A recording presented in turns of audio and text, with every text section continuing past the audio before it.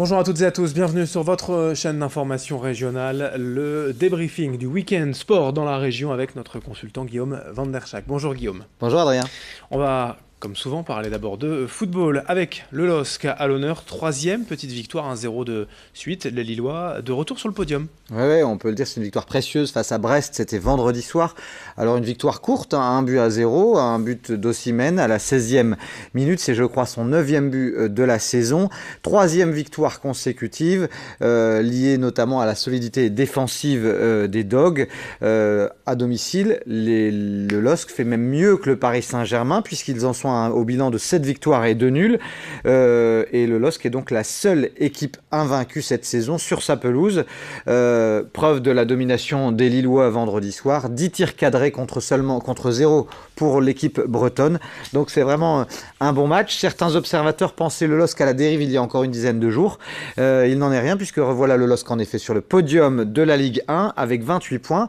Et c'est vraiment pas mal parce qu'on se souvient que la saison dernière, les Lillois avaient fait une saison tout à fait exceptionnelle. Et après 17 journées, les Lillois la saison dernière en avaient 31 points. Cette saison, ils en ont 28. Donc seulement 3 de moins par rapport à l'an dernier. C'est très positif. Attention, on ne va pas se réjouir trop vite parce qu'il y a du monde derrière. L'équipe de Rennes est à 1 point. Bordeaux et Nantes sont à 2 points. Et on peut penser que le renouveau lillois est en partie lié à Renato Sanchez qui a enfin trouvé le bon tempo, la bonne carburation. Il a coûté 20 millions d'euros, certes, mais en tout cas, il est en train de prendre du volume le milieu de terrain lillois. Et le LOSC, je vous le rappelle, qui jouera face à Chelsea. Ce sera ce mardi soir à Londres en Ligue des Champions pour bien finir cette campagne européenne. Oui, on pense que il faudra essayer de terminer en montrant un bon visage. On sait que les résultats n'ont pas été n'ont pas répondu aux attentes des dirigeants lillois, mais au moins tenter de bien terminer cette campagne européenne pour pouvoir mieux se reconcentrer sur le championnat, parce qu'il y a peut-être un truc à faire cette saison du côté des Lillois. Les Lillois, je vous le rappelle, revenus sur le podium. Troisième de Ligue 1. En football toujours, c'était le 8e tour de la Coupe de France ce week-end. En effet, pas de Ligue 2 mais de la Coupe de France, avec malheureusement plus que 4 équipes qui seront au tour suivant. Le Portel, Valenciennes, Chambly et Grande-Synthe, parce que le Racing Club de Lens a été battu. Le Racing Club de Lens a souffert face à la modeste équipe de Dieppe, qui est une équipe de N3, donc la 5e division du foot français. Et malgré tout, les 100 et or se sont inclinés 2-1. L'Iris Club de Croix, pourtant un habitué des beaux parcours, est tombé face à Sannois-Saint-Gratien, une équipe de la même division. Et puis les joueurs dunkerquois, qui pourtant font une très très belle saison en championnat, sont tombés éliminés par l'équipe de Reims-Sainte-Anne. L'exploit est venu de l'équipe de Grande-Synthe, les joueurs de Grande-Synthe qui seront donc en 32e de finale, parce qu'ils ont battu Saint-Quentin grâce à 3 buts en l'espace d'une quinzaine de minutes. C'était vraiment la fête et l'exploit du côté des joueurs maritimes. Le Portel également s'est qualifié en 1-0 face à Senlis. Et juste pour la petite précision, Guillaume, je me permets, il y aura 5 équipes nordistes au prochain tour, puisque le LOSC entrera en lice au 32e de finale. C'est vrai, bien sûr. 5 équipes donc pour la Coupe de France. On passe à la suite. Oui, Guillaume, encore du football. Avec de l'athlétisme. De l'athlétisme, pardon. De l'athlétisme, parce qu'il faut saluer la performance exceptionnelle. Vous y connaissez, Adrien, en course à pied.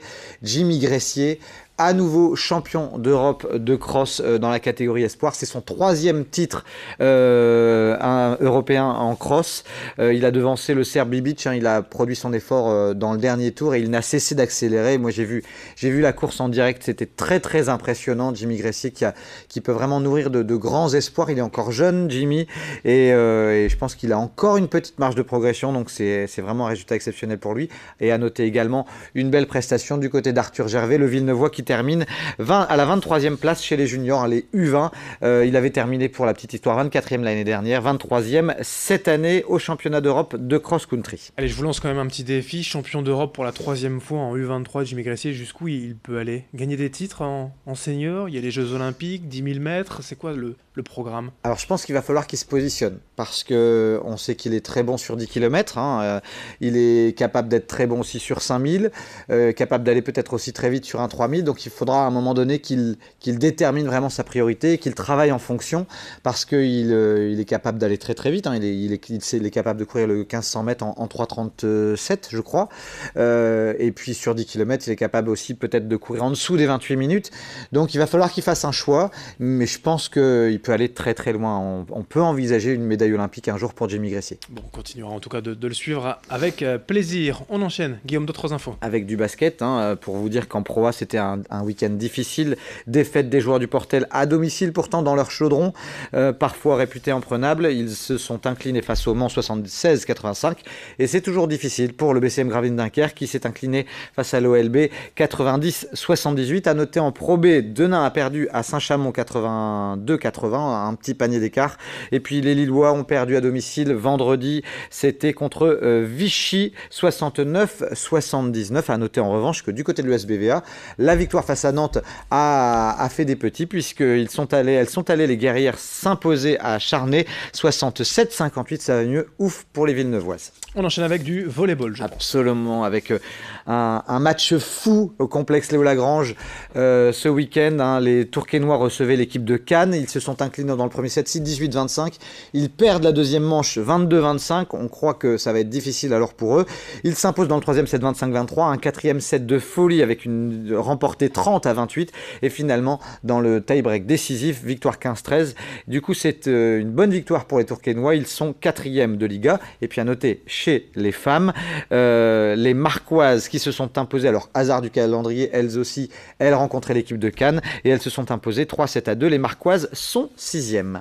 J'imagine que vous avez encore quelques infos en bref à nous donner. Absolument. Pour terminer, d'abord du rugby, l'OMR, les Marquois qui ont fait match nul à Courbevoie, 20 partout, mais ils ont profité de la défaite de la deuxième équipe, Beauvais, pour conserver le leadership en Fédéral 2. Et puis en hockey sur glace, à noter que ça va bien pour les Corsaires de Dunkerque, 3e victoire d'affilée. Ce week-end, c'était face à Mont-Blanc et ils se sont imposés 4-2, les hockeyeurs dunkerquois. Merci Guillaume pour toutes ces infos. Bonne semaine à vous. Bonne semaine à tous.